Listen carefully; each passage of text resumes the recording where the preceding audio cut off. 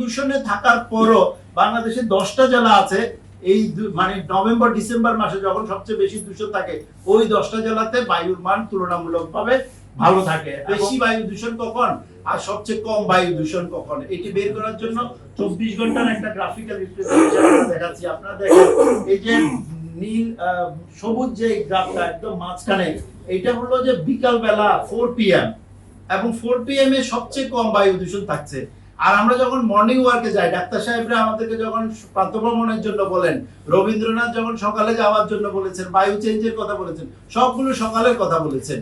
কিন্তু চিন্তা করেন না যে ইটের উপরে ইট, তাতে মানুষ ক্রিট এবং তাতে যে যানবাহন শিল্প কারখানা কি পরিমাণ দূষণ করবেন। ওনারা বেঁচে থাকলে এখন কিন্তু ওই কবিতার লাইনগুলো চেঞ্জ হয়ে যেত। সকালবেলায় কিন্তু সবচেয়ে বেশি বায়ু দূষণ হচ্ছে। আপনারা দেখেন ভোরবেলা অর্থাৎ রাতের 12টার পর থেকে ডান পাশের একটা কার্ভ আছে বেগুনি কালারের, সেটা দেখেন বায়ু PM 2.0 অর্থাৎ অতি ক্ষুদ্র ধূলিকণা, যেটার আমাদের স্ট্যান্ডার্ড 2022 সাল পর্যন্ত 15 মাইক্রোগ্রাম ছিল। পরিবেশ অধিদপ্তর বায়ু দূষণ নিয়ন্ত্রণে কার্যকর ব্যবস্থা না নিয়ে বরং স্ট্যান্ডার্ডটাকে কমিয়ে দিয়েছে। এটাকে মানে স্ট্যান্ডার্ডকে ফ্লেক্সিবল করে 35 মাইক্রোগ্রাম দিয়েছেন ওয়ার্ল্ড হেলথ অর্গানাইজেশনের দোয়ায় দিয়ে, অর্থাৎ মানমাত্রাটাকে বাড়িয়ে দিয়েছেন। তারপরেও আমরা বলি 35 মাইক্রোগ্রামও যদি ধরা হয় তাহলে 3 গুণ বেশি বায়ু দূষণ আমরা পাচ্ছি, এবং সেটি রাতের বেলা, রাতের 12টা থেকে শুরু হয় এবং এটি ঊর্ধ্বমুখী অবস্থায় থাকে। এবং ভোরবেলা লাল যে আরেকটা কার্ভ আছে দেখেন সেখানে, অর্থাৎ ভোর 6টা 7টা 8টা এই সময়টাতে যখন আমরা মর্নিং ওয়ার্কে যাই সেই সময়টাতে আমাদের বায়ু দূষণ সবচেয়ে বেশি। তাহলে আমাদের চিন্তা ভাবনা করতে হবে যে সকালে আমরা হাঁটার জন্য যাব না বিকালে যাব। মেটাবলিজমের শরীরের বিভিন্ন কারণে হয়তো সকালবেলা সবকিছু মিলে এটা ভালো, কিন্তু দূষণের দিক থেকে যদি আমরা সকালবেলা হাঁটতে চাই আমাদের সবাই জানতে হবে যে আমরা মাস্ক পরে যেতে হবে। সকালবেলা হাঁটবো কিন্তু মাস্ক পরে আসবো। এই জায়গাটাতে পরিবেশ অধিদপ্তর অর্থাৎ প্রচার মাধ্যমগুলোর সাহায্য নিয়ে সকালবেলা হাঁটার ক্ষেত্রে এই মানুষকে সচেতনতার দিকে এই জিনিসটা করতে পারে। আরেকটি হলো বছরের কোন সময় সবচেয়ে বায়ু দূষণ বেশি। আর দেখেন এখানে উপরের লাইনটা হলো বৃষ্টিপাতের লাইন, পাহাড়ের মতো যেটা, আর চূড়াতে দেখেন 373 মিলিমিটার বৃষ্টিপাত। আর ঠিক এটার নিচে দেখেন জুলাই মাসটা পড়ে, আর মাত্র 31 এই যে বায়ুমান সূচকে যদি আমরা কনসেন্ট্রেশন করি সেখানে দেখা যাচ্ছে পরিবেশ অধিদপ্তরের যে নির্দিষ্ট মানমাত্রা রয়েছে তার চেয়েও ভালো বায়ু আমরা পাই। তার মানে জুলাই মাসেও একই ঘটনাগুলো ঘটে, ইন্ডাস্ট্রি চলে, যানবাহন চলে, সবকিছু অ্যাক্টিভিটি চলে। ঢাকার মানুষ যে মানে বর্ষার সময় ঢাকাতে কম থাকে তাও না, সবকিছু একই রকম থাকে এক্সেপ্ট কিছু ইটের ভাটা বন্ধ থাকে। এটা ছাড়া জুলাই মাসে সব কার্যগুলি চলে এবং তখন আমাদের স্ট্যান্ডার্ডের ভিতরে বায়ুমান চলে আসে। আর বৃষ্টিপাত সবচেয়ে বেশি, তার মানে বৃষ্টির একটা ইমপ্যাক্ট আছে।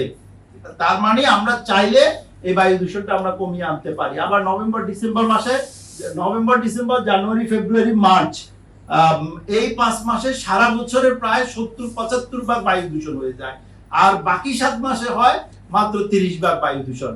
তার মানে বৃষ্টি এবং তাপমাত্রা এগুলো একটা ফ্যাক্টর আছে। এখানে আরেকটা ফ্যাক্টর খুব গুরুত্বপূর্ণ, যেটা গতদিন আমাদের মন্ত্রী মহোদয় ছিলেন আরেকটা প্রোগ্রামে, সেখানেও আমি বলেছি যে ট্রান্সবাউন্ডারি এয়ার পলিউশন। প্রতিবেশী ঘরে আগুন লাগলে আমাদের এখানে প্রভাব আসতেছে। প্রতিবেশী রাষ্ট্রগুলো আমাদের বর্ডারে ইন্ডাস্ট্রি রাখছে, সেখানে বায়ু দূষণ হচ্ছে, এবং শুষ্ক মৌসুমে তাদের ওই ইন্ডাস্ট্রি থেকে আমাদের এখানে বায়ু দূষণ হচ্ছে, এবং এটার পরিমাণও কম না। শুষ্ক মৌসুমে আমাদের এখানে বৃষ্টিপাত নাই, লোকাল প্রোডাকশন বেশি থাকে, আমাদের নির্মাণ কাজগুলো বেশি হয়, আমাদের এমনিতেই আমাদের ঘরোয়া সমস্যা বেশি। তার উপরে প্রতিবেশী রাষ্ট্র থেকে যখন উত্তর পূর্ব দিক থেকে বাতাস প্রবাহিত হয়, হিমালয়ের দিক থেকে শৈত্য প্রবাহ ঠান্ডা বাতাসের সাথে সাথে তারা আমাদেরকে এই ধরনের দূষণও দিয়ে দিচ্ছে। এবং আমরা যদি বছরব্যাপী দেখি 2020 সালে কোভিড ছাড়া বাকি সব সময় দেখেন বছর ওয়াইজ বায়ু দূষণের পরিমাণ সবসময় ঊর্ধ্বমুখী আছে। আব্দুল সালাম ভাই যথার্থই বলেছেন 2016 সাল থেকেই কিন্তু এই যে ঊর্ধ্বমুখী একটি প্রবণতা আছে। এবং আরেকটা জিনিস খেয়াল রাখতে হবে, বড় বড় মেগা প্রকল্পগুলোর কাজগুলো 2016 সালের জুলাই মাস থেকে শুরু হয়েছে। অর্থাৎ বড় প্রকল্পগুলো যেখানে আমরা আরেকটা স্টাডি দেখিয়েছি, আমি দেখাচ্ছি, এটা হলো 64 জেলাতে বাংলাদেশের একমাত্র স্টাডি যেটা আমরা করতে পেরেছি, এবং সেখানে দেখানো গেছে যে কোন জেলার বায়ু দূষণ সবচেয়ে কম আর কোন জেলার বেশি। এবং সেখানে দেখেন লাল চিহ্নিত যে জেলাগুলো আছে সেখানে 17টা জেলা আছে, এগুলোতে বায়ু দূষণ সবচেয়ে বেশি। এবং মানে ভালো খবর হলো এত দূষণে থাকার পরও বাংলাদেশে 10টা জেলা আছে এই মানে নভেম্বর ডিসেম্বর মাসে যখন সবচেয়ে বেশি দূষণ থাকে ওই 10টা জেলাতে বায়ুর মান তুলনামূলকভাবে ভালো থাকে। এবং সময় স্বল্পতার কারণে আমি সেদিকে যাচ্ছি না, আপনারা আরো যারা আগ্রহী তারা জেনে নিতে পারবেন। এখানে লিস্টটা আছে। ধর নাটোরে যদি কেউ থাকেন, পটুয়াখালী, মাদারীপুর, আপনাদের ওই পাবনা, সিরাজগঞ্জ, মেহেরপুর, এই জেলাগুলোর বায়ুমান তুলনামূলকভাবে ভালো থাকে। অর্থাৎ আমাদের একই দেশের ভিতরে কোথাও দূষণ বেশি, আবার কোথাও কম। ঢাকা শহরেও একই অবস্থা। এই গ্রাফটা আমরা কোভিডকালীন সময় এবং তার পরবর্তী সময়তে কাজ করেছি, যখন কেউ বাইরে হতে পারছিল না তখনও আমরা continuous Dhaka air quality measure করেছি। এবং আমরা দেখেছি যে ফরিদ ভাই, যেখানে নির্মাণ কাজ হচ্ছে, এই যে আপনি দেখেন যে বেগুনি কালারটা হটস্পট, যখন যেখানে মেট্রো এলিভেটেডের কাজ হয়েছে সেখানে তখন হটস্পট হয়ে গেছে। অর্থাৎ শব্দ দূষণের জন্য ঢাকার হটস্পট গুলো গত 15 বছর ধরে প্রায় একই রকম, গাবতলী, সায়দাবাদ ইত্যাদি। কিন্তু বায়ু দূষণের ক্ষেত্রে যখন যেখানে নির্মাণ কাজ হয়েছে তখন সেখানে হটস্পট হয়ে গেছে। অর্থাৎ নির্মাণ কাজের সময় আমরা যথাযথ যে কমিটমেন্ট টরে যেভাবে ছিল, বড় কোম্পানি, ইন্টারন্যাশনাল কোম্পানি কাজ করছে, 1000 কোটি টাকার কাজ করছে, কিন্তু বায়ুর মান রক্ষার জন্য তাদের পর্যাপ্ত মিটিগেশন মেজার্স নেওয়া হয় নাই।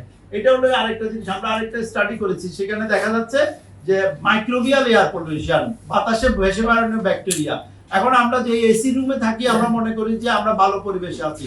এই স্টাডিটাতে দেখা গেছে AC room maintenance, AC maintain আমরা করতে পারি না বলে, এসি পরিষ্কার করি না বলে, এসি রুমে জীবাণুর পরিমাণ, ওই যে কিছু নিম্ন আয়ের মানুষ যারা ড্রেনের আশেপাশে বসবাস করে সেখানে যে মাইক্রোবিয়াল কনসেন্ট্রেশন পাওয়া গেছে, কিছু এসি রুমে পাওয়া গেছে যে ওই পরিমাণ জীবাণু পাওয়া গেছে ওই রুমগুলোতে। কিন্তু ওই এসি গুলোকে যখন ভেন্টিলেশন ছেড়ে দেওয়া হয়েছে, ক্রস ভেন্টিলেশন দেওয়া হয়েছে, এসি মেইনটেনেন্স করা হয়েছে, পরবর্তীতে আমরা দেখেছি যে এই যে মাইক্রোবিয়াল পলিউশন গুলো ড্রাস্টিক ভাবে কমে এসেছে।